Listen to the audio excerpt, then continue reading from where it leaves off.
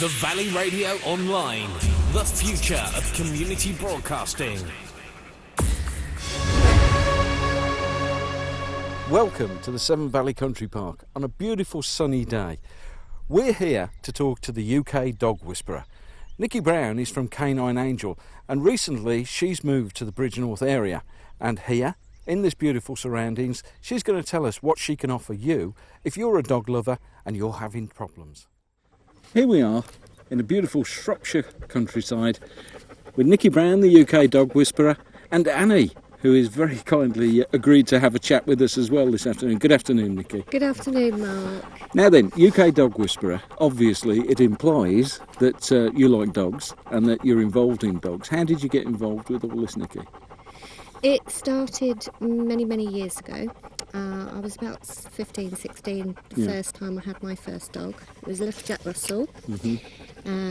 His name was Jake. He was a stray dog. I found him. He nearly got run over. I saved his life. We bonded. And he was a lovely little dog. But I had real issues with when he was out on the walk. He would just, go and attack other dogs and run off and not have any recall skills, and it used to be quite a frustrating thing for me.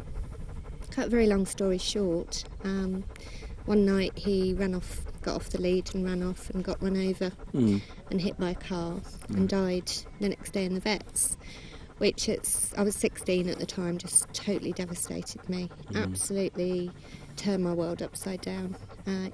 One day your friend's there, your little best friend's there, the next day he was gone.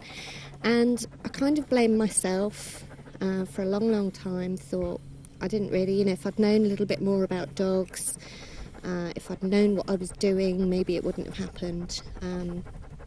So a few years down the line, I decided that I thought, well, I'd like to get another dog one day, but I want to learn a little bit about where I went wrong, see if I can improve things. So I started studying dog psychology with the Canine Behaviour Centre in Cumbria. And my journey just sort of took me on then to travelling around the world, working in various animal sanctuaries.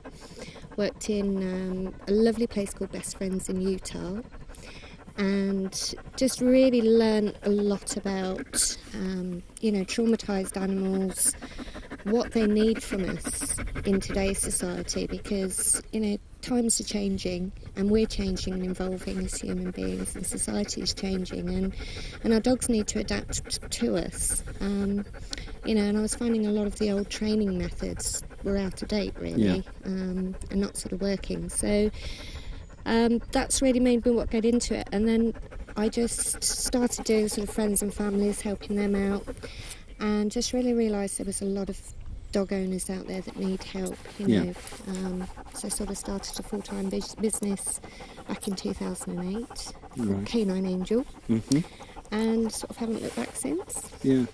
What is your philosophy of dog ownership then, Nikki? Because they're the most popular pets in the Western world. What is it about dogs that makes man and dog, or in your case woman and dog, so compatible? I think because they're kind of pack animals, we're very much pack animals too. We like to be in a family or in a work environment. We like a team. We work well together as a team. And I just think dogs with their pack mentality, the way they work together, really sort of complements the way we work together. They're very loyal companions. If you've ever owned a dog, they're there wagging their tail, whatever you do, whatever you say. But my philosophy really is to help people understand what our dogs need. They do a very good job in understanding our needs. And, we talk to them in the English language, and we kind of expect them to understand. And we put our human emotions onto them, and it's about teaching really how they work together, how their mind works together as a pack, and what their needs are within their social structure.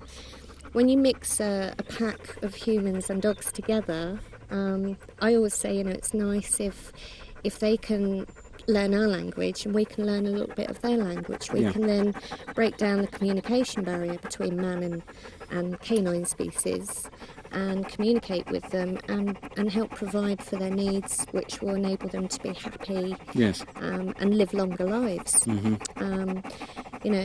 It's common factor now that our dogs are living much shorter lifespans than what they used to. Right. And I want to try and help people sort of, when a dog dies, it's a very upsetting thing. Dogs should be living up into their 20s, and we're often told, by the vets and stuff, if a dog's lived till 12 or 13, they've had a good age. So it's really educating people about, what sort of diet they need, what sort of communication they need, and understanding, when dogs have particular hierarchy systems within the pack, and you'll get a different dog. Different dogs will either be a leader or a follower naturally, and when you get a dog into your family pack that's sort of got the natural ability to want to lead, that's when problems can really start with the humans. Yes. Yeah. Now you've moved recently into Shropshire, and you've got obviously you've got your business that was set up beforehand, and you've moved the whole thing wholesale into Highley. Now, what is it that you're offering people at the moment? Because you've got quite a few exciting new things that you've just started and you're just setting up, haven't you? Absolutely, yeah. I mean, as the business has grown, I've decided to move a little bit more out into the country. It's a nice place for me and the dogs to come back and chill after a hard day's work. I was originally in Quinton in Birmingham. I'm still covering all of the UK. I am the UK dog whisperer, so people even living up in Scotland or down in Kent can still get some advice off me over the phone, through Skype, so I offer consultations that way. My main part of my business is to actually go and visit people in their homes, and do one-to-one personal consultations, because that's really people want the personal tuition, personal mentoring, and how to deal with some of these problems. And I also run, I'm just starting in Chelmarsh Parish Hall on May the 17th, some dog and puppy care classes. Right. And it's a 6-week dog training course with a difference. Both owner and dog come along, but over this period of the 6 weeks, you'll get to learn all about dog psychology, animal communication, diet and nutrition. Excellent. So lots of new things coming in for you at the moment. Now we've met Annie. She's a rescue dog herself, isn't she? She is. Yeah. I mean, I specialise in all dog care, but I specialise mainly in in aggression and rescue dog rehabilitation. Okay. I deal with some very, very aggressive dogs, families that might have had dogs bite their children, attack other animals, stuff like that. That's what I really specialise in. Annie came to me 2 years ago. She was an ex-racing greyhound. She'd bitten about 10 people, and she'd got the label as a very aggressive dog, and was finding it very difficult to be retired and find a new home.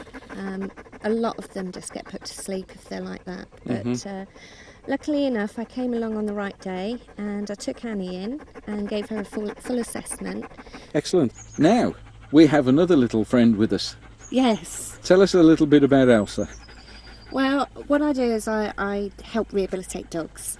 And Elsa, she comes from the Little Dog Rescue. She belongs to the Little Dog Rescue at the moment. They're a lovely charity that help rehome little dogs. Her story, from all we've been told, is she started life off with a gypsy family, and she's been in and out of foster homes. She's been, I think it's about home number 7 with me. Right. And she's a lovely little dog. Loves to sit on the lap, but she's very much sort of guard and protect. Yes. And gets herself very, very worked up when she's on the lead, and she sees another dog or somebody sort of approaches in too much, sort of gets up into a real sort of state. And she just can't find a home because of this problem. Nobody can seem to handle it. And when you go out for a walk, you want a nice relaxed walk with your dog. So I'm doing what I can to help rehabilitate and train her. She's doing great. She's making real leaps and bounds. Yeah. She's sort of still going into the aggression, but she's coming out of it a lot quicker. Whereas she'd sort of bark at a dog for a good 5-10 minutes. Yes. She's sort of barking for 30 seconds now. So we're definitely seeing major improvements. But what I'd really like for her is for her to find her forever home next. Not, I don't really want her to go off to another foster and have too many changes. Yes. Yeah. And somebody, that can work and be a strong cat leader and work with me, with her, on these issues. She's absolutely fine with other dogs in the house. She loves being part of a pack. Again, she might suit just being an only dog. Yes. So, but yeah, she's a lovely little girl. She's a smasher, aren't you? And a star as well. And a star. And right, Nikki, it's been wonderful to be able to chat with you this afternoon. I know that you've got on your website is really comprehensive, isn't it? Yes. And there is so much information on there.